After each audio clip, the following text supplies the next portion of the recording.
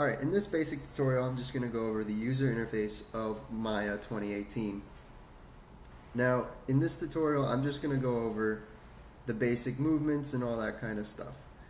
So I'm just going to start with how to move around the 3D world. Now when you move around, you can orbit, pan, and zoom based on the controls you click. It's all Alt and then different clicks of the mouse. So if you want to orbit, which is spin around the world, just hold Alt and left click. To pan the world, it's Alt, middle mouse. And then zoom is Alt and right click. You can also scroll to zoom, which is typically how I go about it, but I'm just going to tell you this way because this can be more precise at sometimes than scrolling.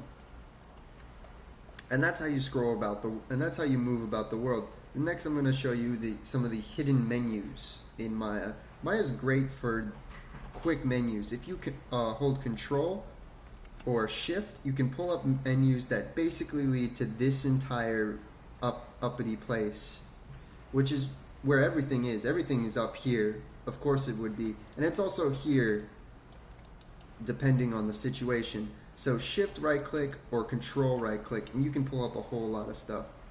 And to better illustrate that, let me show you, let me pull in an object. So when you right click on an object, you have all this here along with this here, and then you have the appropriate tools when you have Shift.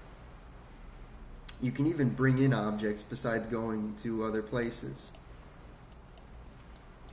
with Shift. And then you have all sorts of the three main buttons you're going to be mostly using would be Control, Shift, and Alt, and then some sort of left click and right click. That's basically how Maya operates, which makes it for a much faster workflow and a much more enjoyable experience, and it makes it easy to understand. Now let me go up here into the windows. Now you have File, which is your save, new scene, new file, import, send to places, references, view, so all that basic program stuff, along with Edit. Edit contains different types of delete options, your duplicate, and your hierarchy. Hierarchy is special. It's how you can parent certain objects, but I'll go over that in a more in-depth detail because that's its own thing. Now you have Create, and Create is basically this here. This is basically your Create window, where you can pull in objects from any of these windows based on what you want, based on what you're doing. And it's a quick way to access anything. And when you pull up Maya, the poly modeling is going to be what starts.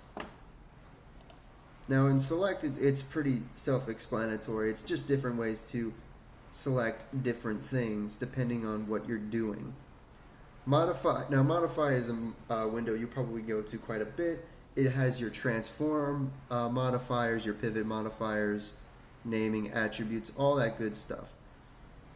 I'll go over all these in individual details. I'm just trying to show you where generally everything is.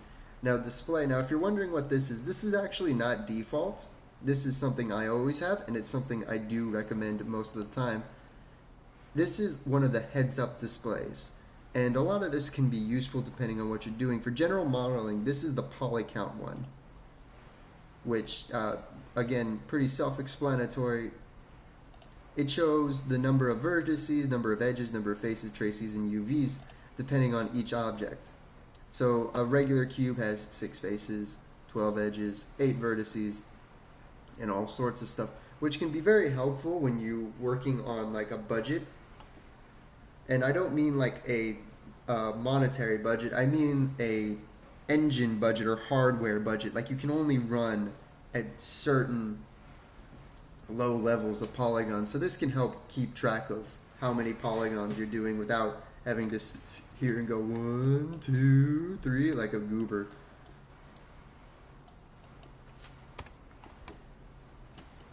Now another important tool area is this, which everything after display or Windows will change depending on the tools you're working with. If you're working with modeling tools, you'll have Windows based up here on modeling. And the same goes for animation, rendering, and you can customize this up here at any given time. Now let's talk about this nice sidebar. Now this nice sidebar is basically just moving around particular objects, different ways of selecting them, like the lasso or paint select and all that fun stuff. This is also where you can move your object about with move, rotate, come on,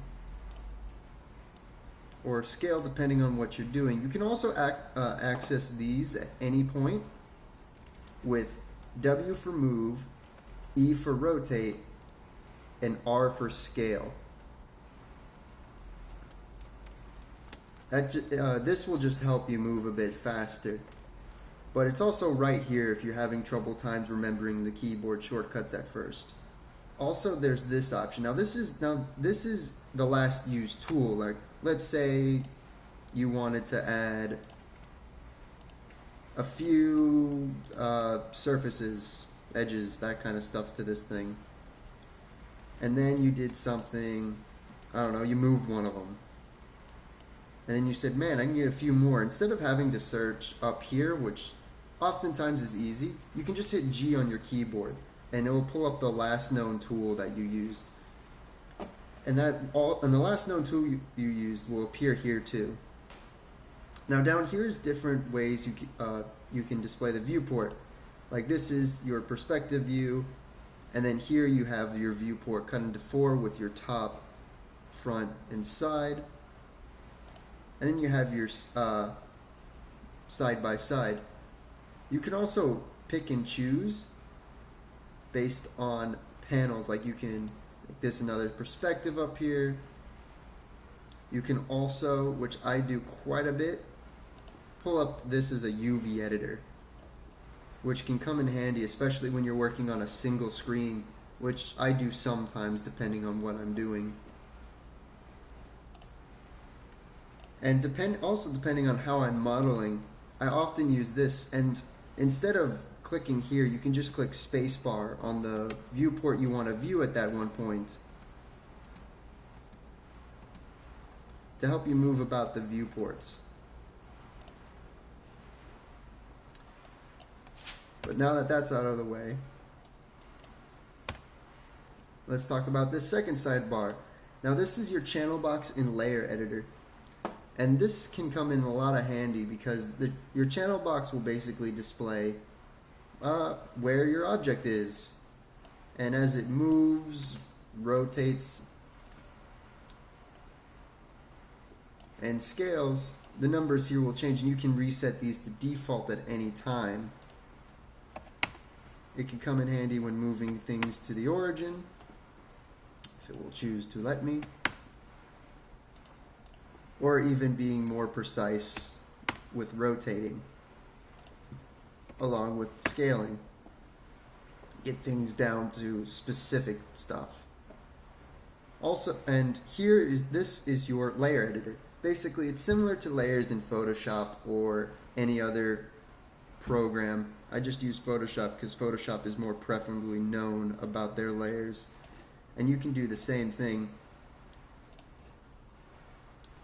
Here, you can have 2 different layers and name them and all that stuff, and hide them based on what you need at the time.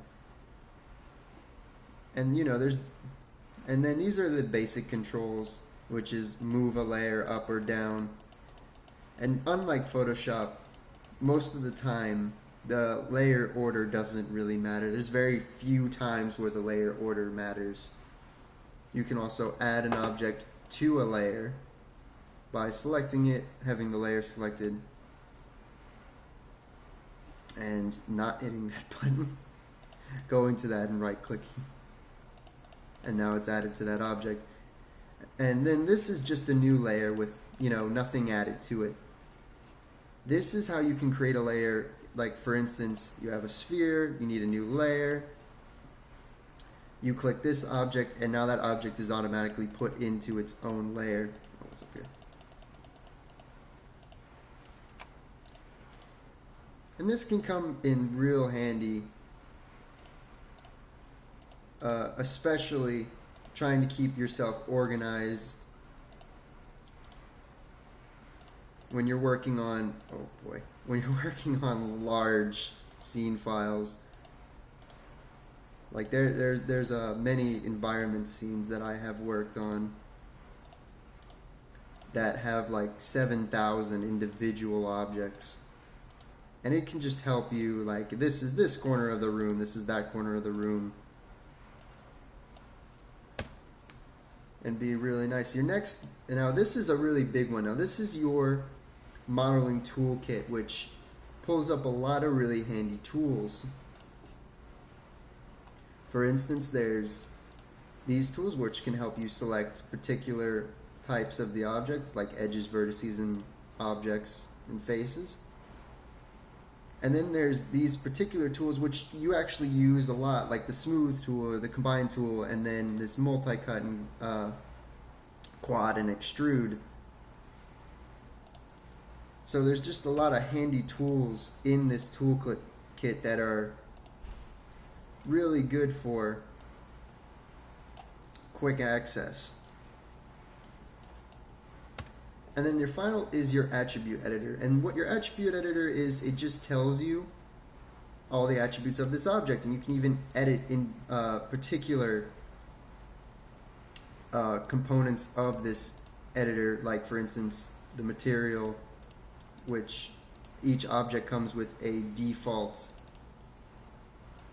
lambent material. So for instance, it doesn't want to do that. Let's say this is what you'll experience, is just the fun sometimes Maya likes to do. Let's say you wanted your object to be red for some unknown reason. You can also edit individual parts, like even the amount of polygons on a particular object. And depending on what you're doing, it could come in handy, but be careful that you do a lot of these edits before you start really modifying the object. Sometimes it doesn't really matter, it's perfectly fine. But let's say, you extrude, and this is the most perfect object, but you want some more topology, so you come in to your good old attribute editor, and now you've just created Satan. So you just have to be careful about using the attribute editor in certain ways. In other ways it's pretty easy, but in certain ways it can be really detrimental. And then the final down here, this is your timeline. And this is how you're going to be able to do animation edits and that kind of stuff. Select individual frames, and then you can display how many of those frames. Like right now my maximum is 15, but let's say I want 200. But I only want to see 60 of those 200 frames right now. So I have a max of 200 frames, but I am only seeing 60 down here, making it a bit easier to edit. And then I can just move this time bar to whatever individual ones I want. And I can even come here, let's say I want frame 50 to 100. And it will have a heart attack.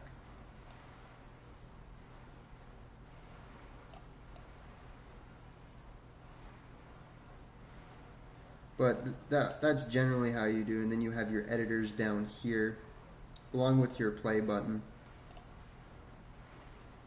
But that's the basics of the Maya UV space and how to move about and where a lot of the stuff is. I'll be making more individual tutorials covering much of the stuff that I've mentioned in greater detail. But yeah, that's